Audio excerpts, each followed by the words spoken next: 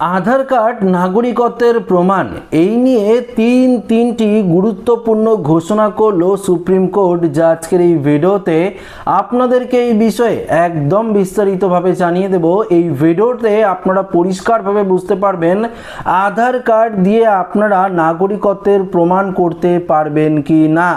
এই নিয়ে সুপ্রিম কোর্টের তরফ থেকে তিনটি কি ঘোষণা করা হয়েছে আজকে, সেই বিষয়ে আপনাদেরকে জানাবো। তো একটু ভিডিওটি বড় হবে, অবশ্যই ভিডিওটি প্রত্যেকেই প্রথম থেকেই শেষ পর্যন্ত সঙ্গে থাকবেন এবং নতুন হয়ে থাকলে চ্যানেলটিকে সাবস্ক্রাইব করে পাশের দেওয়া বেল আইকনটিকে প্রেস করে অল নোটিফিকেশনটিকে বাজিয়ে দেবেন। দেখুন বন্ধুরা, আমাদের পশ্চিমবঙ্গ জুড়ে লক্ষ লক্ষ মানুষের নাম ভোটার লিস্ট থেকে কিন্তু বাতিল হয়েছে।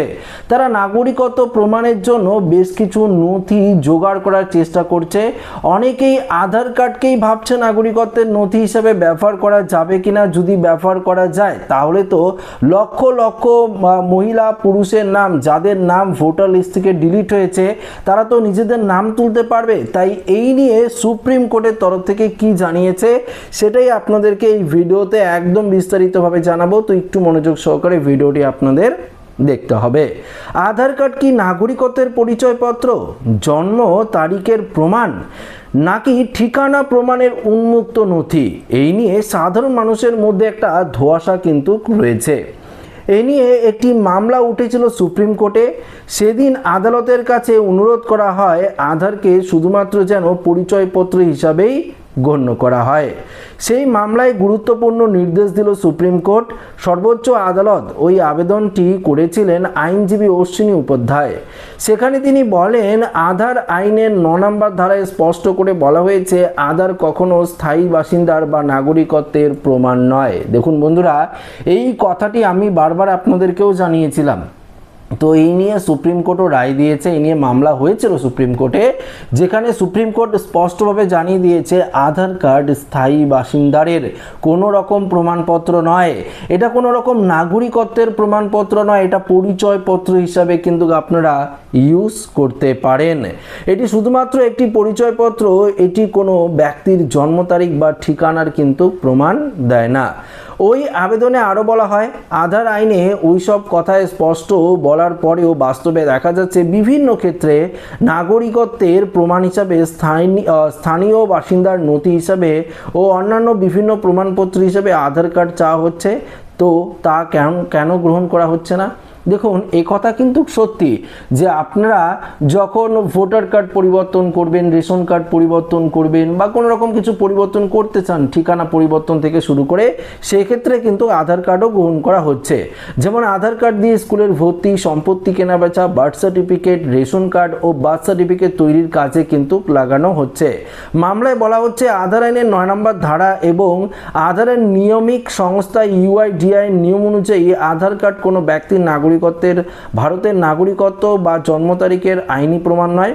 ভারতে যে কোনো বিদেশি নাগরিকও যদি টানা 182 দিন বসবাস করেন তবে তিনিও আধার কার্ড পাওয়ার যোগ্য হিসেবে বিবেচিত হয়। মামলাকারীর যুক্তি হলো বাড়ি ভাড়ার চুক্তিপত্র বা স্থানীয় প্রভাবশালীদের সুপারিশের মাধ্যমে খুব সহজেই আধার কার্ড বানিয়ে নেওয়া যায়। এর ফলে বহু অবৈধ অনুপ্রবেশকারী বা বিদেশি নাগরিক আধার কার্ড বানিয়ে ফেলেছেন, আর সেই আধার কার্ড দিয়েই তারা ভারতের voter ID card, ration card, driving licence পেয়েও যাচ্ছেন, যা দেশের নিরাপত্তার জন্য বড় হুমকি এবং এর ফলে ভোটার তালিকার সত্যতা কিন্তু নষ্ট হয়ে যাচ্ছে। ওই মামলায় সুপ্রিম কোর্টের প্রধান বিচারপতি সূর্যকান্ত এবং বিচারপতি ভি মোহন বেঞ্চের তরফে কেন্দ্র সরকার, রাজ্য সরকার এবং নির্বাচন কমিশনারের মতামত বা জবাব জানতে চেয়ে নোটিশ কিন্তু পাঠানো হয়েছে।